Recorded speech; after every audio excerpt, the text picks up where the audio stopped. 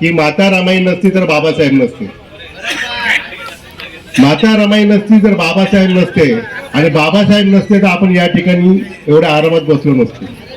बाबासाहेबांनी आज या सगळ्या महिलांना, आपल्या सगळ्यांना जो स्वाभिमान दिला, महात्मा फुलेंनी स्वाभिमान दिला, सावित्रीबाईंनी स्वाभिमान दिला, आणि त्याचं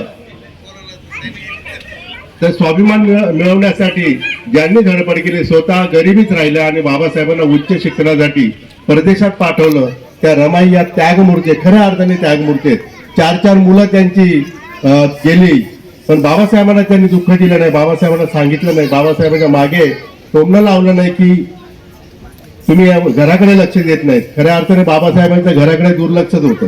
बाबासाहेबांना संपूर्ण समाज त्यांचं घर होतं, त्यांच्या वैयक्तिक घराकडे त्यांनी दुर्लक्ष केलं. 4 मुलं गेली त्यांची, पण त्यांनी समाजासाठी परदेशात जाऊन शिक्षण घेतलं, डायरेक्टर झाले, आणि या आल्यानंतर समाजाचे डॉक्टर झाले. रमाबाईंनी एकदा त्यांना विचारलं, तुम्ही कसले डॉक्टर आहेत, मला औषध द्या, गोळ्या द्या. तर त्यांनी सांगितलं, मी गोळ्या आणि औषध देणारा डॉक्टर नाहीये, तो फक्त एका माणसाला बरोबर करू शकतो, पण मी समाजाचा डॉक्टर आहे, मी पुस्तकांचा डॉक्टर आहे, मी अनेक लोकांना समाजाला घडवू शकतो. ही जी किमया आहे, ही किमया माता रमाईने त्यांना दिलेली आहे. माता रमाईने उपाशी तापाशी राहून त्यांनी हे सगळं बाबासाहेबांना घडवलेलं आहे.